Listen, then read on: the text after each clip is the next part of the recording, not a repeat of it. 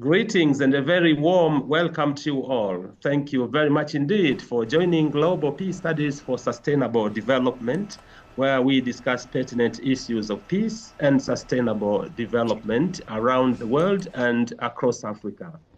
I'm George Butalemwa, moderating this session on behalf of the Solidarity for Peace and Development, MAMA.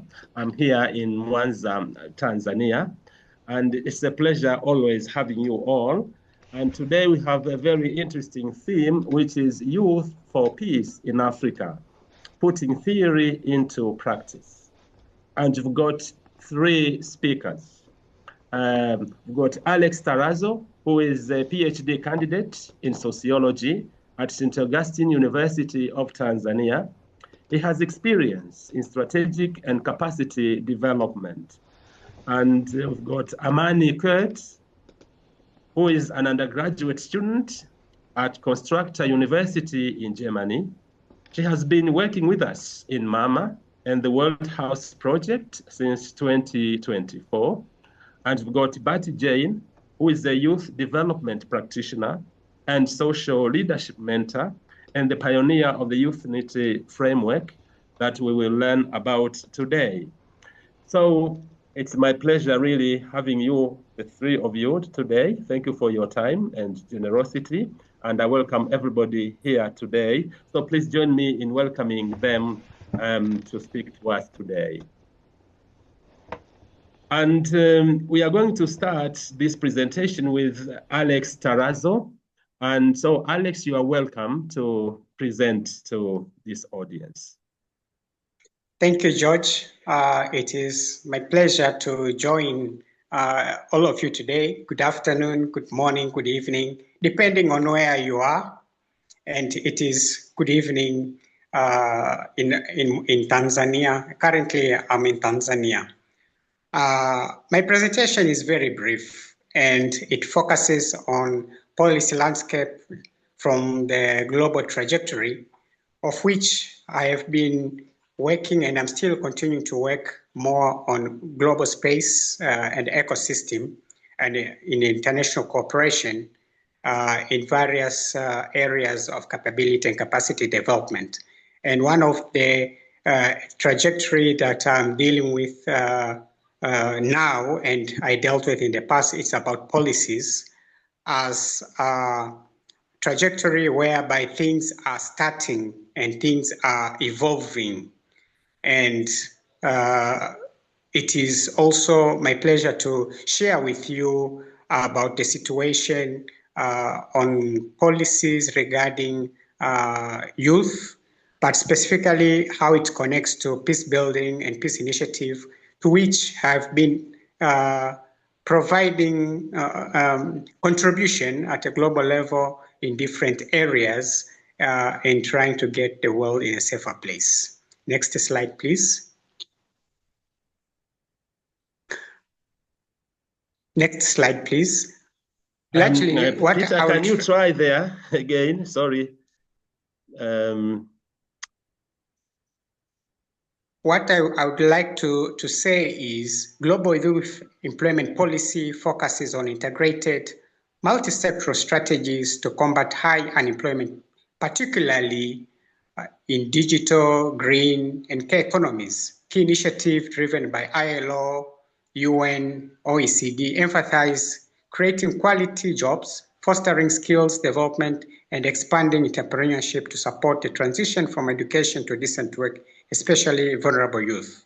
What it really means is there have been an effort to support and develop youth to get into employment as a way to build them, to nurture them and mentor them, but provide them an opportunity of income generating activities, earning for sustainability, but also for socioeconomic development. However, they have been facing serious challenges in the space whereby youth, especially in Africa, have been mainly involved on a space of unemployment, and they're in indirect or informal sector, which have resulted to conflicts in Africa. We have issues of child soldiers as a breeding ground of combatants in different areas. In the past, I have been involved in Liberia issues during Charles Taylor movement, but also in the DRC, whereby we see many youth are involved in conflict-driven areas and controlled areas. And rightly, it's also is related to critical minerals, and they are out of schools. But when you do a proper assessment, you'll find they're highly trained soldiers. They are highly trained elements. They're highly trained operatives. And you wonder, where did they get these skills? Where did they get this knowledge? And where did they get this capacity to fight with knowledge of using whatever they are using? So you'll come to resonate, where are the policies starting to break out? Next slide, please. You'll see most of the policies are being formulated from a fragmented elections. Every time we have elections, you have candidates and manifestos promoting youth opportunities, employment opportunities, industrialization, agri-food, and energy. And the target group is to provide space for employment for youth. And it's where you see where policies are not coherent, because there is no a really specified global coordinated framework, regardless, and provided that ILO, the OECD, the UN, and other regional bodies, including the AU, they are struggling on how to manage the youth issue. And every election you see in Africa, but globally, every candidate, every party comes with a manifesto trying to promote and facilitate and support an employment agenda. But where does it take us? Is it really practical? Is it really accessible? Is it coordinated at a global level? Are there benchmarking at a global level whereby youth are being supported, the youth issue is being tabled, and issue of peace is really connected to youth? Are they used as units or elements of a fighting machine, or are they used as slavery? Are they used as busybodies for the electioneering process? Once the election ends, business as usual.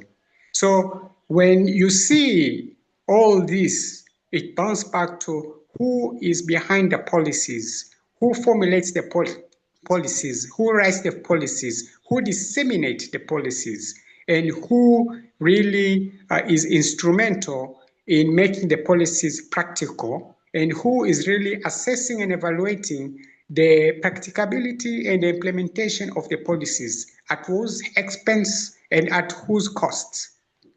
And this is where you come to realize whereby we need a coherent employment policy reach of youth. Are they involved in the development and formulation of these policies? Are they part of the leadership arm? Are they part of the governance stream? And are they part of the management of these policies? Do they really know who they are in the policy development, the policy analysis, but also in the policy implementation, and how these policies impact their lives socially, economically, and politically? But finally, you'll come to realize most youth, they're interested in politics. They're interested in leadership, they're interested in governance, they're interested in power and authority. But are they prepared to take the cause? Are they prepared to be where they need to be? Is the global position of actors and collaborators and partners, are they willing to invest on youth development in leadership and governance? But are they also really interested to support youth employment from the neutral ground policy landscape? or are they bringing in youth to advance a certain political agenda? There is where you see you need a role of elders who are already being youth, who are already in office, who are already in places of policy development, policy making, policy creation and implementation, who they need to work hand in hand with youth and to support them, to integrate them, incubate them, coach and mentor them, and provide them opportunities to be who they need to be, including talent development, creativity. But you need an improved coordination and you need to review the policy design. How do we design these policies and how do we really implement the policies? So finally, I would like to thank you for the opportunity to share with you some high-level insights from the global perspective. Thank you. Thank you very much indeed, Alex, for this brief but very, very succinct and interesting overview of policies regarding young people all over the world. And you're saying policies are not coherent and that sometimes young people are being used for political ends, and that you're asking whether they are part really of the governance structure. We're going to discuss these later, but now I'd like to invite Amani. Amani Kurtz, if you could please begin your presentation. And so Peter, you may share the second one, unless she can do it on her end. Okay. Thank you. Hello, everybody. Hope everyone's having Hello. So I wanted to focus on what Mama for Youth for Mama could do for specifically young women and girls that decide to join the collaborative program.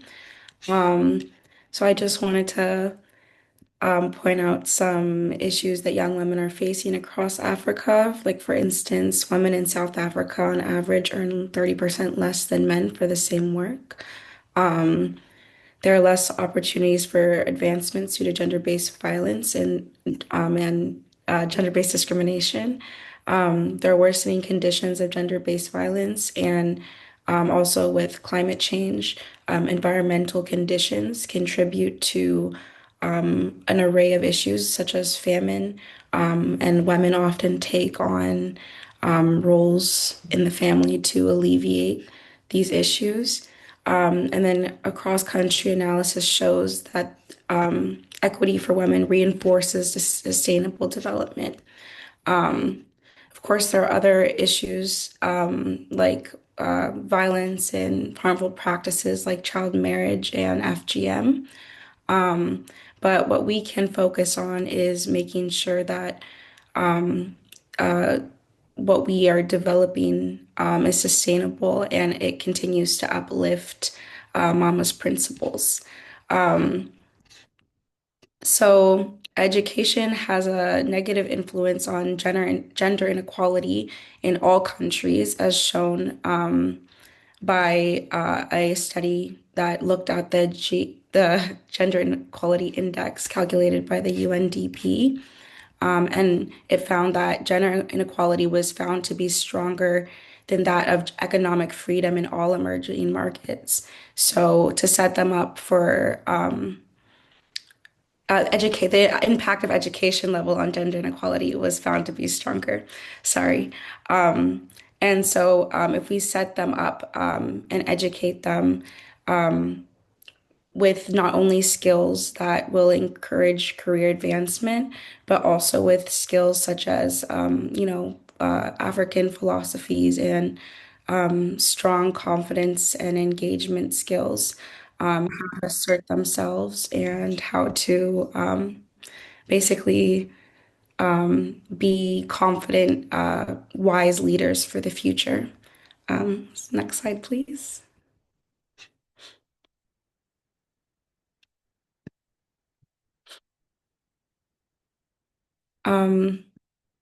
So I was thinking about Mama's principles. understanding, engagement, action, connection, and education. And I thought those really resonated with what Youthnity was trying to align with in terms of program collaboration, where we have workshops and tech engagement, and we're young people are building skills, but then also community.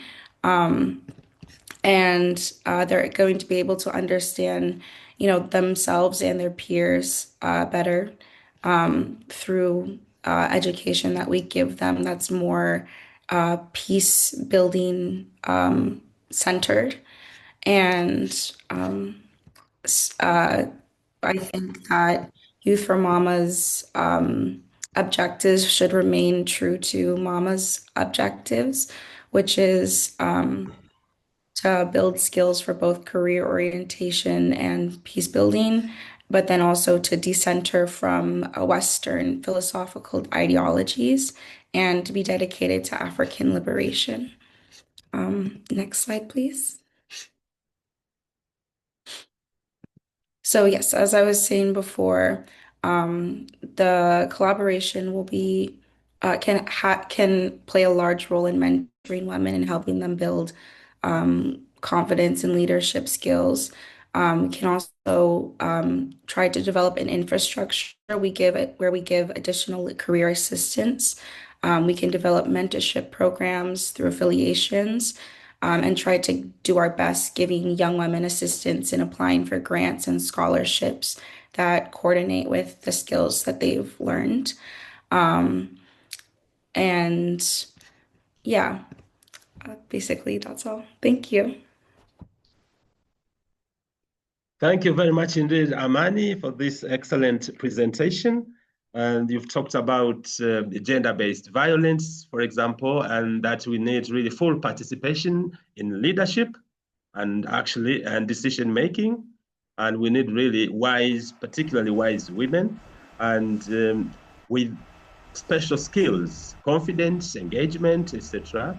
And I like the way you linked with the Mama objectives: understanding, engagement, action, connection, but also talked about African liberation and decentering African, European or Eurocentric philosophies. So thank you very much indeed, Amani. And now we come to Bharti.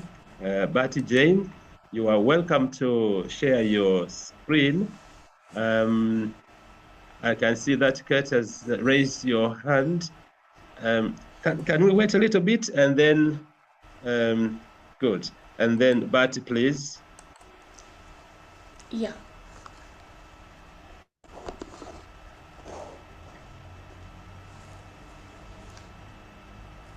Yeah, is it visible to all?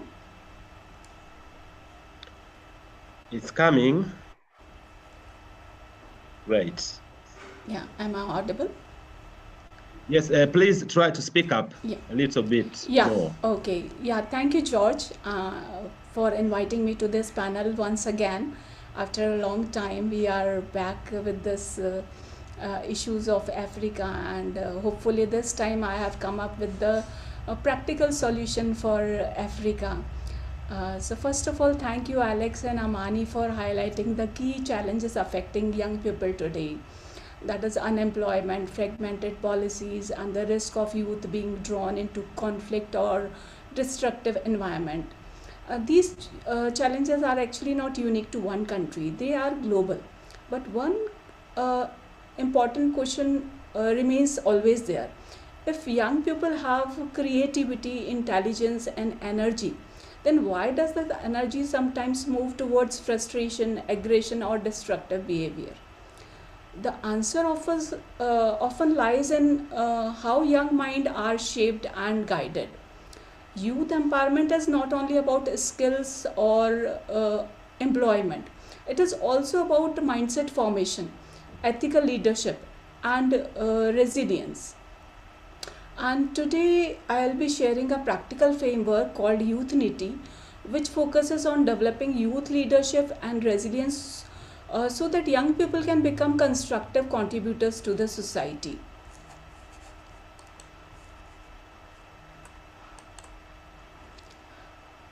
If you see, Africa youth population represents one of the most powerful demographic opportunities in the world. More than 60% of the population is under at the age of 25.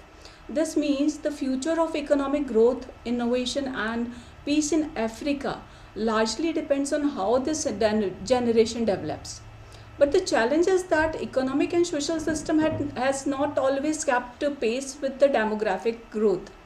And many young people today face serious challenges, as Alex and Amani said, that unemployment, like gender inequality, 30% less than men, women are getting 30% less. Millions are entering the workforce every year.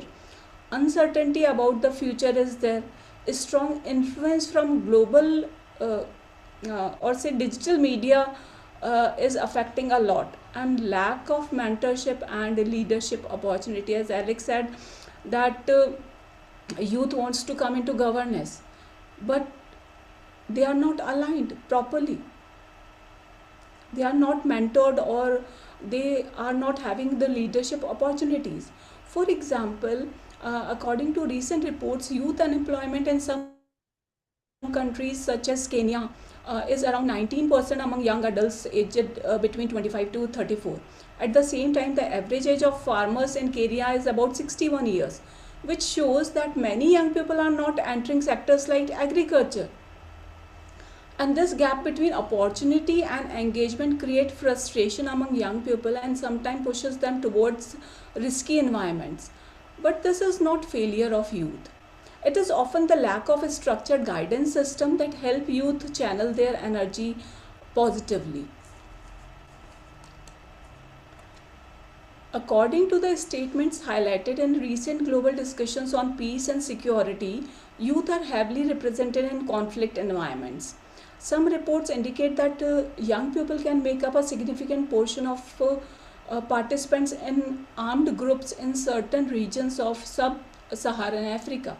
This doesn't mean that youth are naturally inclined towards violence. It means that when young people lack opportunity, mentorship, and direction, they can become vulnerable to manipulation by political or extremist narratives. This is why youth development is not only an economic issue, it is also a peace building priority. And the hidden factor is the mindset formation. As per my study for last more than 25 years, I have seen the psychological study also shows that young minds are highly influenced by the narrative they hear growing up. For example, sometimes in stories and media we see situations where a child is encouraged to justify revenge or harmful behavior through emotional narratives. Even if the child initially resists, repeated storytelling can slowly normalize aggression and manipulation. This is how mindsets are shaped. And many harmful behaviors begin not only with the intention, but with the ideas planted early in the mind. So, if young people grow up hearing messages of anger, superiority, or revenge, these ideas can become embedded in their thinking. That is why a youth leadership initiative must focus not only on employment skills but also on values, emotional resilience, and ethical thinking. We see that young people today are the first fully digital generation, spend a large portion of their time online. Digital platforms offer incredible opportunities to connect globally for learning and entrepreneurship. But they also expose youth to misinformation, online hostility, and sometimes harmful ideologies. For example, artificial intelligence can now create deepfake videos which can spread false narratives or damage reputations. A young person with technical skills but without ethical guidance might misuse such technologies. But imagine the alternative. The same young person could build AI tools to support farmers, digital education platforms, community problem solving apps. The difference is not technology. The key difference is mindset, ethical leadership, and mentorship. And here comes the role of unity. Youthnity emerged from years of youth engagement work in India through Udan Bharti Sky Foundation. Working with young people across different educational and social environments, we observed something very important, that young people do not lack ambition or creativity.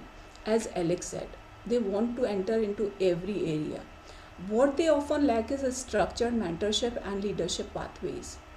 Youthity focuses on strengthening the inner foundation of young people, helping them develop resilience, responsibility, and the ability to apply innovation for social impact. The objective is very simple, to prepare young people not only for employment but also for responsible leadership within their communities and society. And this is, I think, the objective of Mama as well. And this framework is credible and organically built. If you see that we have done a lot of work, the Youthity framework did not emerge purely as a theoretical concept. Its core components have been tested through youth workshops, innovation sessions, leadership development programs conducted in educational and youth engagement environments. You can see this model is created by the mentors. This is the prototype of a model, how we can save our home with a small alarming system. So this is just a prototype we created in 5 minutes with the tools and technology that were given to us. And during these sessions we observed encouraging outcomes, including a stronger initiative among students, more structured thinking, and higher level of mentor engagement. What we are proposing today is the institutional evolution of those experiences, adapting the framework for broader collaboration and international youth ecosystem. Before explaining the framework further, I would like to briefly show how youth respond when they are engaged through energy, identity, and collective spirit. I'm going to share a short video. This short moment comes from a youth session where participants spontaneously came together with one voice.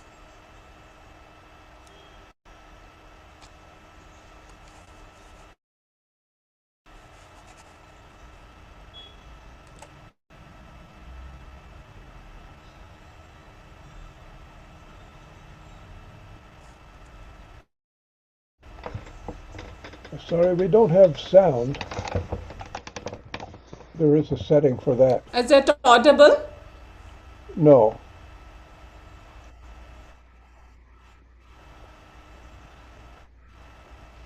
Could you share sound, please?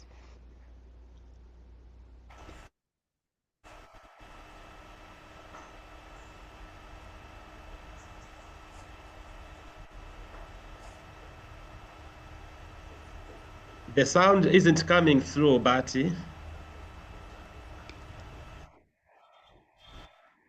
Okay. Okay. Maybe we can play it later, if you don't mind. I think sound was not coming. I'll play it later. But what the idea was behind is you are not from one city or one state or one country. One state. You are from one country. So the moment they started with, what we see here is not just the enthusiasm. The moment I said that you are from one country, they are engaged with everywhere they want to express identity and pride, but they also want to connect with others globally. So they shake their hands with others. So what we see here is not just enthusiasm. It's a moment where young people experience belonging, confidence, and shared identity. Now I would like to introduce the Youthity integrated model. This Youthity integrated model is based on 4 pillars that form the foundation of the framework. The resilience psychology, it helps youth people develop emotional strength and discipline. It will help you understanding the mindset formation, emotional intelligence, and coping mechanism for adversity. Ethical leadership ensures that ambition is guided by responsibility and integrity. So it is a value-based leadership. Peace building mindset encourages empathy, dialogue, and conflict awareness. So here we will build them, prepare them to resolve the conflict before they arise. Because prevention is better than cure. And innovation for social good encourages youth to apply creativity and technology to solve real community problems. Here the technology come into existence. You will learn design thinking, problem solving, and you will apply that into practical implementation that will help community. So it will ultimately result to social goods. The implementation pathway is to move from theory to practice, because we always talk, but now it's a time to implement it practically. So Youth follows a 3-stage implementation pathway. Phase 1 will identify youth leaders and develops leadership mindset. Phase 2 will train youth mentors who guide others. And phase 3 will focus on real community impact through innovation and social initiatives. Each phase builds upon the previous one, gradually strengthening the ecosystem. And the structure allows youth engagement to grow organically within their own community. So it is a cyclic pattern, sustainable pattern.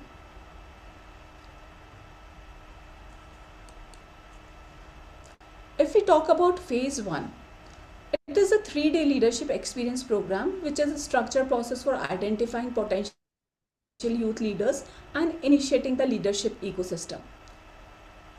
Here we will invite only limited number of youth, for say 50 to 100.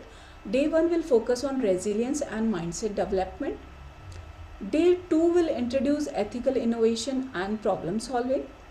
And day 3 will focus on identifying committed youth leaders and establishing a Youth leadership hub. One activity in the program is called narrative reframing. So this 3-day program will give us filtered 15 to 20 maybe mentors that will go ahead with the second phase, where they will become the trained mentors who will continue this sustainability pattern and who will work under the leadership of the local body which will be governing this Youth framework in Africa.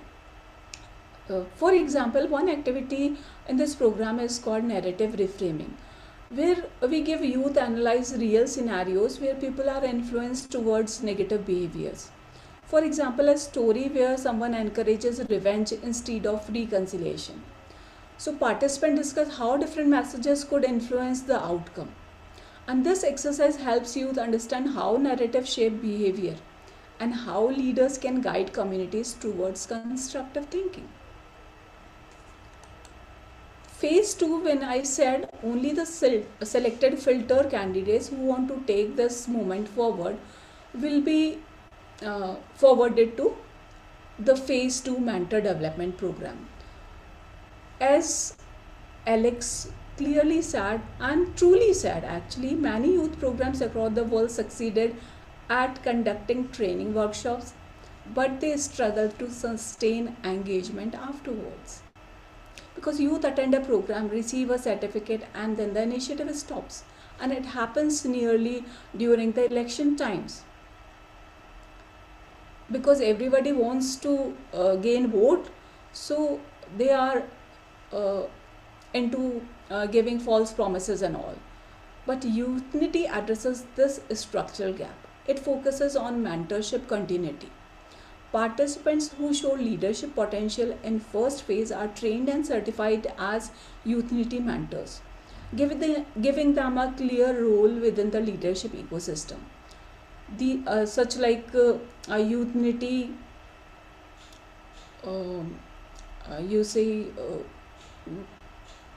Youth peace mentors or Youth Unity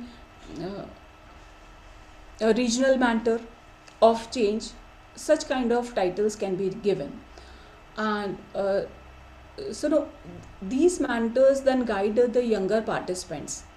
That will create a self-sustainable leadership ecosystem.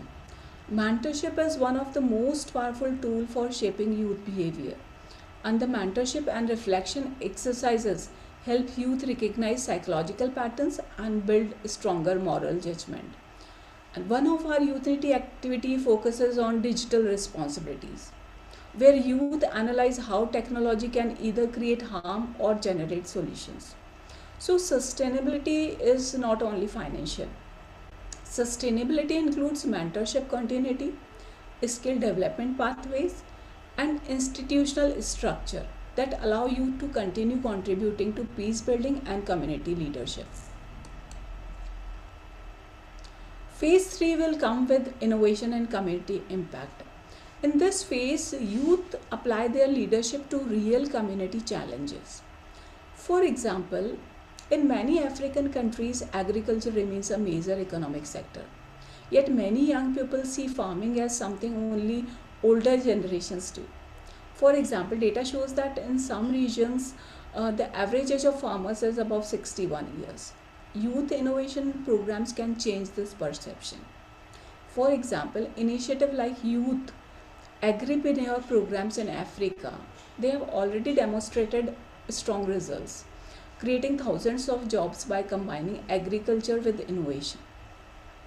Through Youth Unity Innovation Labs, young people can develop digital solutions such as crop disease detection tools, market price tracking apps, climate smart farming systems.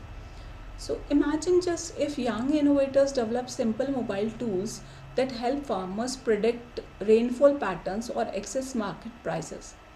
These kinds of youth-led innovation can improve livelihood while giving young people a sense of purpose. Similarly, youth could design mobile platforms to help communities report conflicts early and encourage dialogue to discuss tension and build cooperation.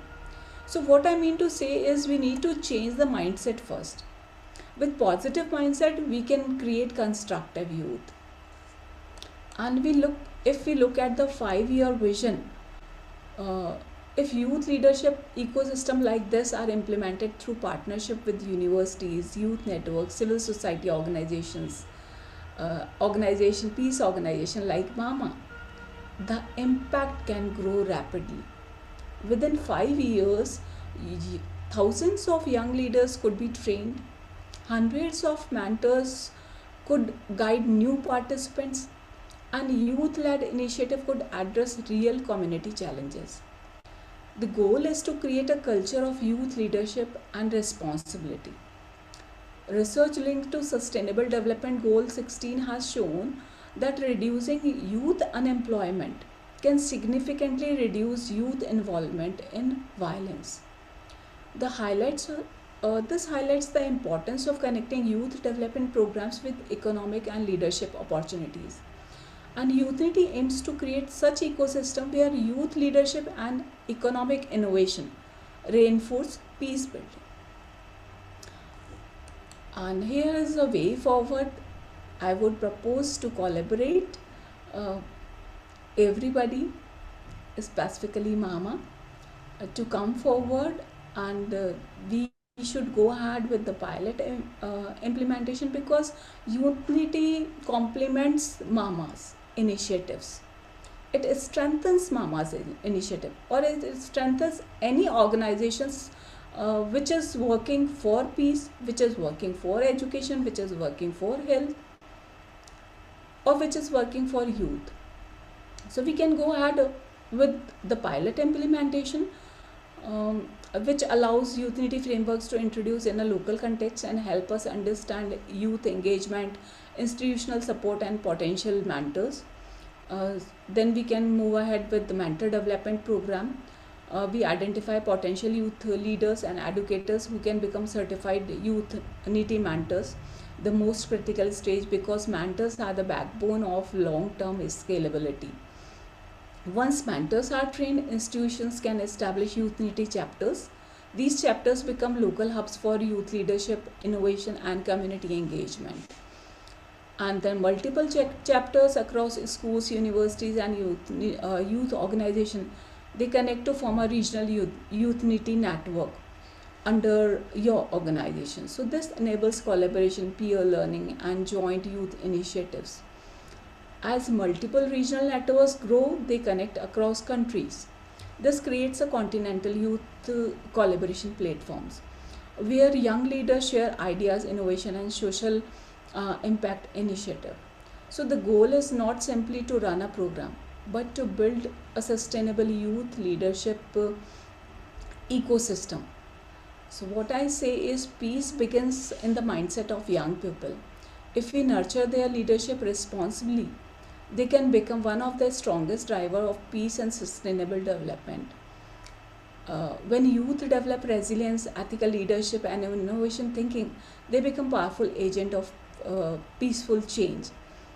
Across the world, we often say that youth are the future, but the reality is that youth are already shaping our society today. If their energy is guided by frustration, it can lead towards division and conflict.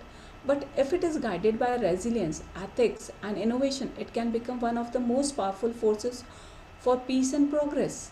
So programs like Youth Unity aim to nurture that potential, helping young people transform challenges into leadership and leadership into constructive change. So peace building is not only about resolving conflicts, it's about shaping the mindsets that prevents conflicts from emerging in the first place. Because when young minds are guided with wisdom and purpose, peace is no longer just an idea. It becomes a living reality. So next step would be to explore how we can co-design the founding pilot together and align the framework with your organization, with Mama, because it totally aligns with the objectives of Mama. The initiative Mama has taken to spread peace so this unity could be under the umbrella of Mama in Africa or any peace organization who is willing to go ahead with this. So thank you for your time and thoughtful attention. I truly appreciate the opportunity to share this framework with you. The spirit of unity is reflected in a simple but very powerful belief that I also believe yes, I can do it, yes, you can do it, and yes, we can do it. And this philosophy encourages confidence, collective growth, and the belief that positive change is possible when individual and community work together. I would be happy to take this initiative forward with Mama or any organization who is willing to bring a positive, practical change in the society. Now, I would be happy to hear your insights, questions, and suggestions on how we can shape this collaboration together. And from your experience working across Mama, what aspect of this framework do you think would be the most valuable for youth in your context, actually? Yeah, thank you. Thank you very much indeed, Bharti, for this wonderful presentation about youth unity, and you've talked about this youthful population Africa has, and though we have issues of unemployment, gender inequality, but also lack of mentorship, and that we can have people, young people with skills, but if they lack values, then they cannot, be, good citizens, as it were. So they need ethical guidance, even to deal with technological developments. They also need analytical thinking skills. And so you've said also that narrative shape behavior. So we need a new narrative. And I liked the pillars of youth unity that you mentioned, 4 of them: the resilience, psychology, and ethical leadership, peace building mindset, and innovation for social good. And then you talked about your vision, the 5-year vision for young people, particularly in Africa. And now it's time really for questions and comments from the audience. And I already saw one in chat. I think it was from Bite Sam. And she's saying, hello, everyone. Thank you, Ms. Bharti, for an encouraging presentation about youth. From your experience, how did you choose the youth to engage in the program? How many? Is it a school-based, college-based cohort, or from which professional society? Maybe you'd like to go first and respond to that, Bharti. It's in chat. Sure. So thank you very much, Betty. Okay, you said how did you choose the youth to engage in the program, and how many?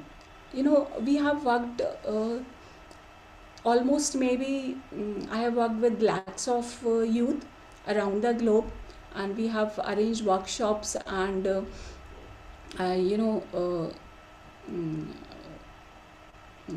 seminars, webinars, online webinars in schools, colleges, in corporates, and with medical professionals also. So it is not with the peace organization also, with the sports people also, sportsmen also. So this is only not only for one field where we can incorporate youthity.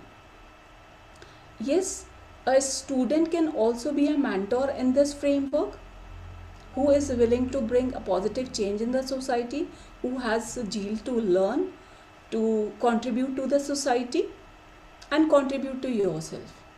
So basically here the youth is nurtured themselves.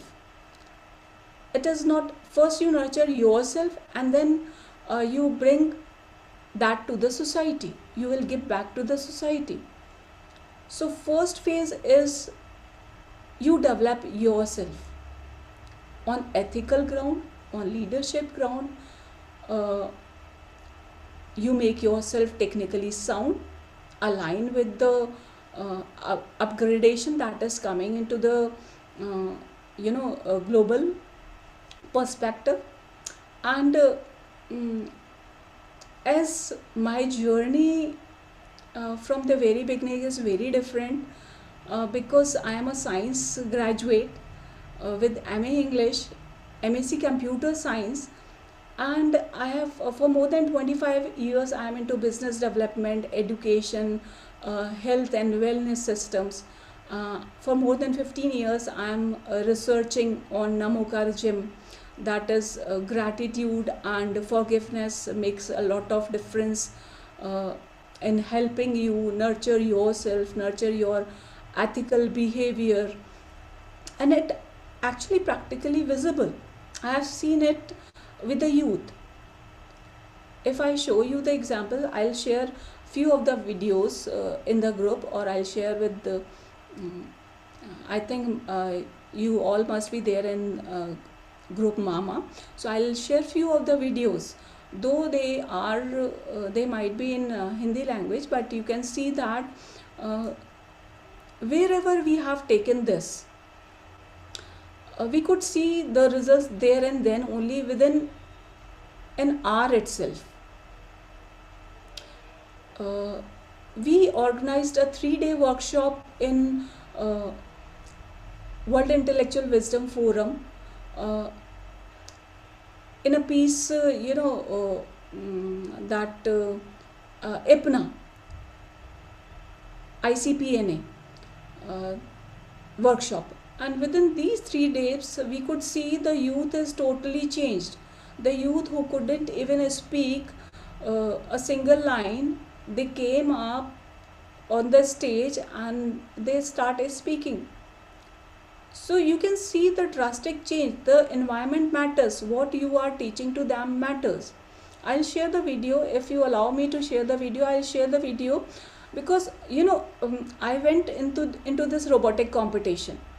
The purpose was not to learn the robotics. The purpose was to see how these opponent teams behave with each other. When I went to the regionals, I just saw that two teams were very much, became so angry with each other with their behavior, and so when they met in nationals, they were not even talking to each other, because that their mindset was that this is my opponent team. That is why I chose to give a 2 minutes youth unity session in that gathering of 1,000 youth, and within that 2 minutes I just asked them whether friendship is above or your competition is above. So everybody said friendship. Then I asked them that is there different heartbeat in everybody's heart, or it's the same heartbeat everybody, because everybody has a heart and that heart beats at the same pace. So there is no difference. You are human, I am human. That competition was for one time. After that you are friends. So I started with youth and second with women, because I believe if we nurture these two sections of the society, we can bring a positive change in the society. So there comes the combined knowledge of science, psychology, and my own learning experience, because I am a sports person also, so I know the sportsman spirit. I'm an educator also, I'm an author also. So I brought I'm a technical person also. I was with Ministry of Health as an IT specialist, where I learned the health system. So how your thought impacts your health, this is also incorporated in this unity framework. So if you are happy, if you have positive thoughts, positive hormones will develop, and you will be a good person, ethical person. So such kind of things are there. Yeah, thank you. Yeah, thank you very much indeed, yes. Bharti. Marie, Noel, you are welcome.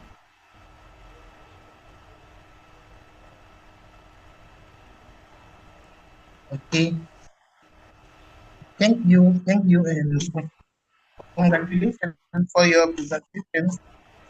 I'm sorry because my English is not so fluent that you can do effort to understand what I'm saying. I'm working with a team of university young against non-violence. And so I would like to know, how can I put this team in connection with your organization to work together with you? That's my question. Thank you. George, can you please repeat the question, or because I couldn't hear the voice clearly? Working on non-violence, and so how can she, work with youth unity? Maybe you would like to make a connection between non-violence and what youth framework does. Yes. So it's a very good question, and I'm so happy that you want to connect with the youth unity. Yes, ultimately it brings to non-violence, because once you learn ethics, once you learn to gratitude, once you learn forgiveness, automatically you become a non-violent person. And once you are non-violent, you can spread non-violence around.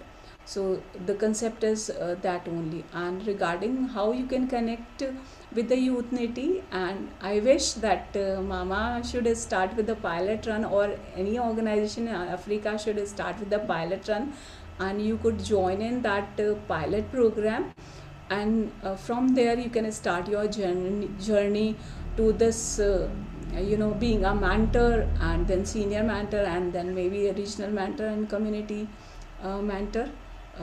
in this scale, in this structure. So you are most welcome. From now onwards, you are a part of our Youth Native project. You can stay connected with us. Thank And you. we will All right, thank you. definitely come Yeah. to you how sooner we can come up with the Youth Native project in Africa. Yeah. Uh, okay, thank you. I will send you a message. Yeah, Mary, we also take online sessions. So if you are interested, you can connect with me also, and you can join in with the online sessions also. Yeah, thank you. Okay, thank you. Okay. Great. Thank you so much, both. And yeah, okay, that's Richard. You are welcome, Richard. Yes, thank you so much for that beautiful presentation. I would want to ask the two, what advice would they give to youth of this who think work all out but still will not be satisfied of what they've gained? I think voice Some is youth, cracking. is it okay? Richard, Is you it are okay now? breaking. Maybe stay close to your microphone. Yes, it's okay now. Proceed, please. I want to ask them whether they have special advice for youth who find themselves not achieving their goals, even though they may have work, they may have other items to do. We have some youths like that. They feel they've not achieved anything. Just I heard the last speaker say he into education. He sports. What is it? A lady is being with the health sector. You see, diverse professional. What is it? Gains. So I want to ask, what is she satisfied of where she is? And if she is or she's not, what advice would she give to these youths who think they've not achieved much? Thank you. All right. Thank you so much, Richard. So if you got that question, Bharti, like Yeah, I he's think, asking yeah. for advice, particularly to young people who have not been able to achieve their goals. Now they have set their own goals, their own aims, but they haven't really managed to meet them. So how would you go advising them or about advising them? Good. Thank you. See, first of all, it is the lack of confidence in themselves. Because I just believe everybody has some or the other quality.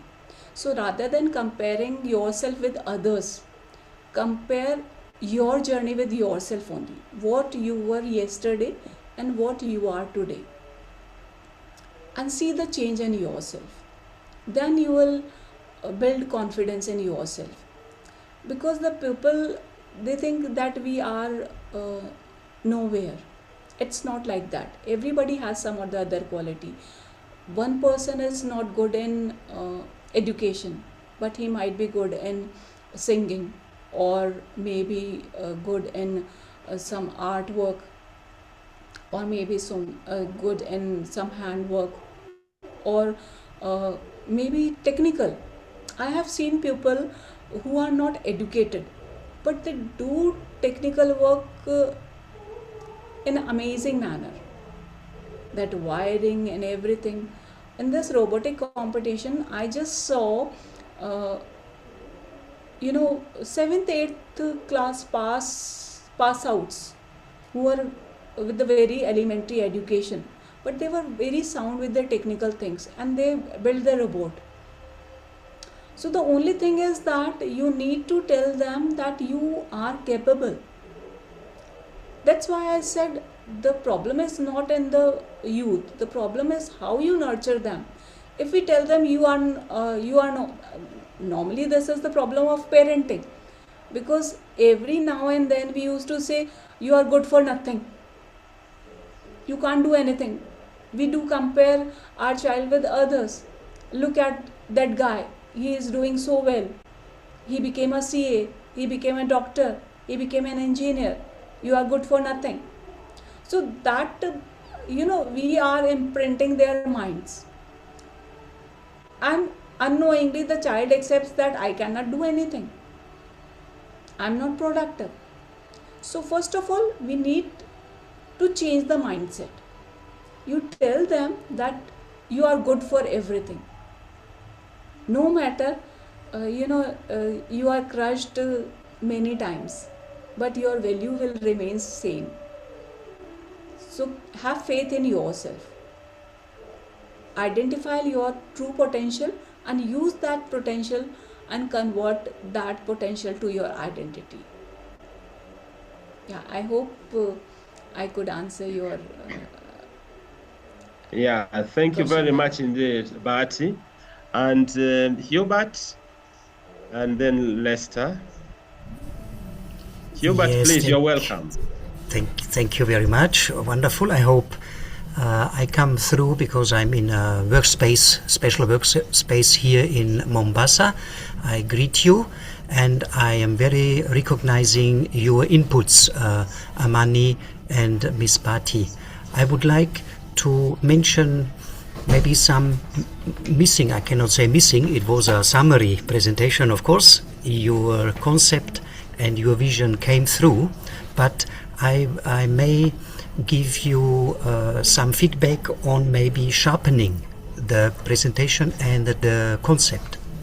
For Amani, I realized that in the different sectors of Youth for Mama, you may lack celebration. If I remember my own youth, and I observe now the youth in all countries, especially in Africa, they like to celebrate. So it is as an element to frame it too, to use it too. It's as Bharti was emphasizing, it's a space of creativity. It's a space of self-formation. Second, for both of you, I think it seems that I miss the intergenerational dialogue, because if you talk about the factor of mental setting as the family environment and values, we are automatically in intergenerational dialogue, facilitating that the wiseness of the elderly, especially in the African culture, cannot be lost through this modern influence of media and youth movements and so on. Sometimes these two worlds and mental settings, as you say, they are disaggregated. So I think it's necessary, if we focus on this mental formation, to relink in Africa to the sources and values and the richness of the cultural values, and these values are represented by the elderly and by the wise women and men in the villages, in the family. So please, we may consider it in further discussion to not lose this very important link for making the mindset formation of the youth sustainable. And finally, I would like to invite you to deepen and to qualify some concepts, because if you say mindset formation, we need more keywords for qualifying it. The modern, not yet decolonized world is also doing mindset formation, not in our direction, not on our values. The capitalist system is doing mindset formation. So we need to say mindset formation on what? Thank you for mentioning, Marie-Noël, also the active nonviolence, the right inner power, what you call this self-confidence. You were talking also about translating leadership. Maybe it's a kind of wording problem, because I would like to read transformative leadership. Translating was not so clear for me. And finally, peace and cultural ethics, which were very clear already behind your concept to promote it within this youth formation. And finally, as we are in this webinar for connecting each other and encouraging, I would really like to ask your permission to have your email address, because we are preparing an input, a substantial input for the World Social Forum in Benin, Cotonou, in this August. And one of these input days is focused especially and precisely on youth. So I would like to go into dialogue with your Youthinity concept, so that we may have an input from your side and merging this concept and this richness of your Indian perspective to the African reality. I'm waiting for your emails, if you allow, so that we can dialogue later on. Thank you for listening and allowing me this feedback. Thank you so much, Hubert. It's always a pleasure listening to you. And Lester, please. Yeah, would you like to go next? First of all, I would like to clear one or two points. Bharti, could you wait a bit? Lester has a question or comment, and then you can respond to both of them. And of course, Amani and Alex, feel free, of course, always to say something whenever you feel like it. Lester, please. This has really been a great session. I'm glad to see our focus on youth, and all three presentations were really great.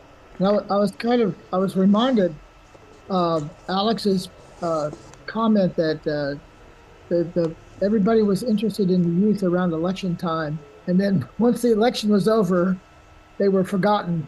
And so one of the things that struck me, I was trying to think, I'm a sociologist, so I have to think structurally.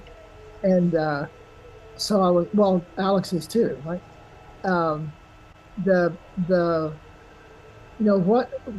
What can we do? These problems that young people have are so shaped by the global system, but they take place in these local places, right? So we have this problem of scale.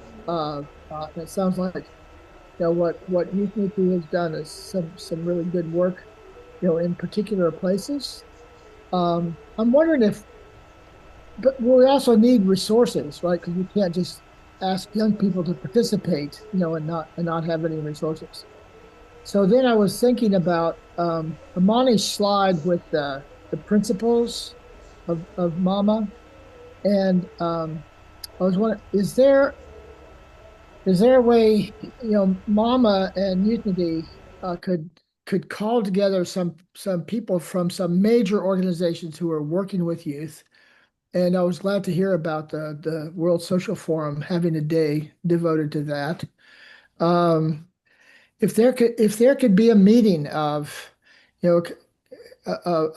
people, I'm not sure who could help convene this. Maybe even UNESCO could work with it, or somebody with some money, so that we could have some brainstorming around how to advance the networks that are interested in both the principles that we're putting forth and empowering young people in those areas. So I'd be glad to hear from any of the speakers. May I say something about what Kurtz have said? First, I would like to appreciate Amani and Bharti presentations. They're really wonderful, and they are very contributive to what is going on in the global peace studies, but also on youth. I have 2-3 issues to address quickly. I understand that YouthNet has a very strong orientation in terms of the theoretical and practical transition. and also focus in Africa. One of the areas that perhaps we could continue to reflect is about how can an immersion and multicultural setting be facilitated within the program, not only to have the African youth, but to have youth from all over the world. This is one of the areas that African youth miss in terms of scope of strategic thinking and foresight from the perspective of being proactive but engaging in the process. So they are recipients of other innovators. So they use gadgets from other places, manufactured and transitioned and supplied, and they are using that facility. But you don't see what they have and bringing back to the other parts of the world, including knowledge. So what I could point out is to see how Mama can strategically also start to embed and integrate the global space in terms of advocacy, whereby to position. When Kurtz mentioned about, from the sociological perspective, who is really speaking for African youth? Who is interested first of African youth? And who is an African youth in terms of their global space? Most often you'll find that the African youth are eagerly migrating to other countries in other continents for green pasture employment, and they are part of the diaspora. So you'll find people running through the Mediterranean, but going to Asia, but also in the Middle East. They are doing domestic works, that is care economies, or they are studying abroad and staying abroad. So one of the things that we need to think also the upcoming Cotonou meeting is how do you position your African youth and integrating them with other youth? How do you bring other youth from other parts of the world in Africa to see what is in Africa and with the potential of the youth in Africa? But also, how do you have the multicultural setting in of appreciations? Asians are Asians, Europeans are Europeans, but also Africans are Africans. How do you destroy that divide and bring commonality? Where is the intersection of commonality, mutuality, and where is the difference, and where do we bridge dialogue among the policy makers? So it's a policy issues. How do the policy makers see the foresight, the anticipation action of the future of the continent? Because the African youth cannot build Africa themselves. They need to be in harmony with what is transpiring globally. What is happening in the Middle East, there are many youth that are fighting. What is happening in Asia, there are many youth are fighting, including in Europe, including in the US. But how do we bring dialogue and say this is a coordinated global effort? So what we need is a global effort to try to address fundamental issues. Let's bridge the gap of our divisions, and how do we bring unity and harmony? Where do we build the intersection of commonality, mutuality, and where do we come together and have a sitting and resolve issues like the way we are talking about global trade, global investment, geopolitical issues? Then how do we bring all that into space? Thank you. Thank you very much indeed, Alex. And Amani, maybe you have something to say. Yeah, I was about to jump in because I do have to go soon to class. But I think that, if we simply look to, Mama's principles, it kind of gives us a basis for how, the Youth for Mama could definitely operate.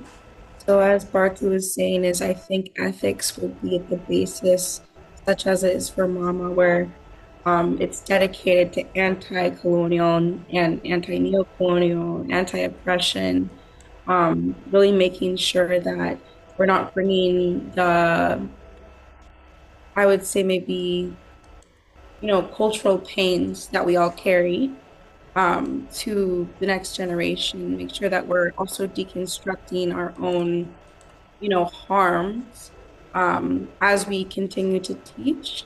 And maybe, yeah, making sure that we follow and build infrastructure, kind of as Alex was saying, is like we're starting, I think it's a good thing to start off small, as Bharti kind of showed in her model, and kind of building off of that and kind of trying to create infrastructure, not as we go, but um, trying to not bite off more than we can chew too fast, because that would come with a lot more liability than if we have a natural development where the students are also contributing to building this thing for themselves, where it's not only, oh, we're going to provide this service for you, but it's like they get to create and they get to put a piece of themselves into this. And then as they get older, when, you guys, I'm sure, go back to the things that you've put yourselves into. So the idea is like as peers become, professionals in their fields, and as students, develop their own technologies or innovations based on the connections that they created while they were there, they'll want to, of course, support that basically as like an alumni program, if anything. But I think a lot of the questions being asked are really good. And I think if this back and forth keeps going, we'll have something very, very solid that will be sustainable and last a very long time. Yeah, thank you very much indeed, Amani. I wish that you could stay a bit longer, but you understand that you need to go back to university. So we wish you all the best. Thank you so much for your time. And it's quite interesting also to note that Amani is behind our website. She actually developed it and quite freely. So I'd like to thank you so much indeed, Amani. And so now we'd like to maybe a quick question from Eliseu, and then each one can make your own kind of summaries, because we still have just like 9 minutes to go. Eliseu, please. Good afternoon to you all. Good afternoon, Dr. George. Thank you very much for this opportunity to say a word on this. I have to acknowledge that I felt myself struck by the presentation. Thank you very much, Dr. Bharti, for this presentation, which has really struck me. But I have some questions which I would like to make. I hope she will understand when I raise them. But first, let me agree with the points she has put across about youthunity, which, as she was talking, I was thinking along the discussion, thinking about especially, Nyerere used to say that, no, not Nyerere, it was Nelson Mandela, that in a dialogue, in a discussion, everyone picks up what you feel that you lack. So when you lack money, you will look for money. When you lack ethics, you will choose ethics. When you lack some kind of attitude, you will go for attitude. So as she was explaining the point, I really felt myself, and I was looking at what we call youth leadership, as she was explaining, and looking into our experience in Africa. What kind of youth experience today, as you see, how we start our journey from the scratch there, from the village there, the facilities we have and the facilities we don't have, what school gives us to build and what school doesn't give us, and what culture gives us and what culture doesn't give us. And you come today to a discussion like this, whereby we raise all these concerns about building our identity as youth. and maybe putting up in frameworks which will help you build networks. So when it comes to the point of discussing in networks, it is where now my point comes into. Of course, Amani, when she discussed about this thing of ethical framework as something important for Africa, I felt good in some way in hearing that, because in fact, we live in a kind of a dichotomy between what should we be, what should we do, and how should we contribute in a modern world. We were built by schools, sometimes which lacked some kind of models, on which models to teach us, because from one side, the culture was telling us to learn this from our ancestors, from our parents, and the school was teaching us not to pursue what the culture teaches us. Like, I remember myself with an experience at school. Whenever I speak my language, my mother tongue, we would be beaten. Why are you speaking your mother tongue? You should speak Portuguese. And it was for me so hard to speak Portuguese because it was a new language at the school. And in that, we felt that we lost a lot of identity things. And today, once again, the world is telling us that we have to build our identity so that we can share it with others. Dr. Bharti, you shared your experience of India, how you are building your contributions, but I believe that those contributions are also related to your background, where you grew up from. And I ask myself, what kind of contribution will I give? Because I grew up in this contradiction setting, whereby my culture teaches me this, and my school teaches me that. When I take one influence from school home, I will be beaten. When I take my influence from home to school, I will be beaten. And today we are here. What kind of contribution to the world face with that confusion? So thank you. I hope you understood my queries. Thank you. Thank you so much, Eliseo. And now, Bart, you may say, respond a bit, and then I will ask Alex. Probably Amani has left, but so Bharti, would you like to say something first? And as actually even the concluding remarks for today. Yeah, thank you so much, everybody. So I would like to give a quick answer to the previous one who said that celebration, mindset formation and all. So when we talk about celebration, yes, celebrations are there in the pilot as well as in the 15 days program. Everywhere, when at the end of the program you have a celebration, and we are celebrating the success of 3 days program. We are celebrating the change in yourself.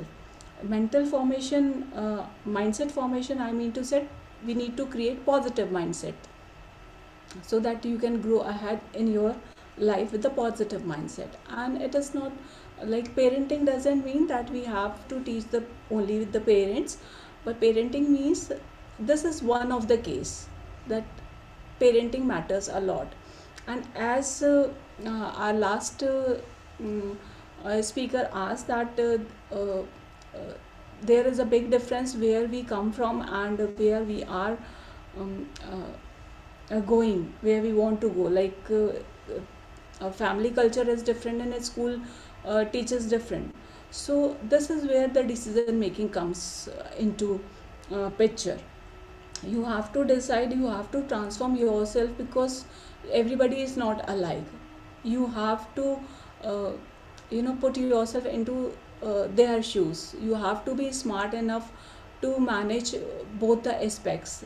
This is where you have to clear conflicts between these two parties as well.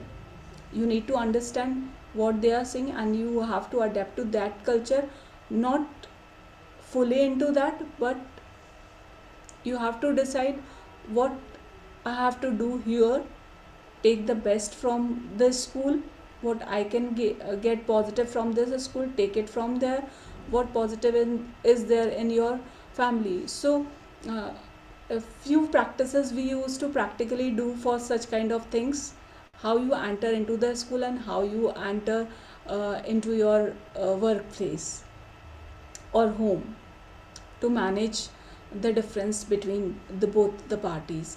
And yes, parents and teaching gratitude matters a lot. So our program starts with the gratitude to the universe, to the nature, to your parents, to your own body, to the 5 elements of nature, because this is where we are living in this environment. So this 5 elements of nature means a lot, like earth, water, air, fire, and skies. And parents who has given us birth, they means a lot. So it is aligned with the culture, and it is also aligned with the mama's core objective, like peace building, like youth resilience and conflict psychology result into peace building. Mama talks about sustainable development, mentor certification and employability is with the will lead to sustainable development.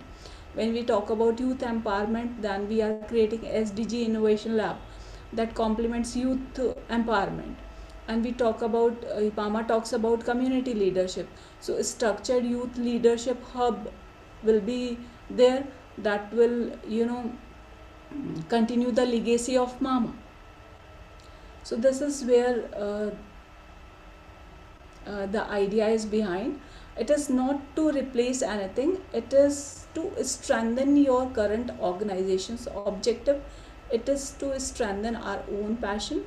It is to strengthen our mission towards peaceful and sustainable world. So in simple terms, Unity helps young people move from frustration and uncertainty to leadership and constructive actions. And our aim is to help young people become balanced leaders who can contribute meaningfully in any field, whether technology, social innovation, peace building, or entrepreneurship. Anywhere, wherever they are working, they can strengthen their own organization's goal. The goal of Unity is not to create followers. It is to help young people become thoughtful leaders who bring positive change to their communities. So here I would like to end up my talk, and there is a lot more to talk about. This was just a small glimpse of the Unity, the sort of concept note you can see. If we align our vision together, and if we go further, we can have a detailed conversation how this will become a self-sustainable model that is already aligned.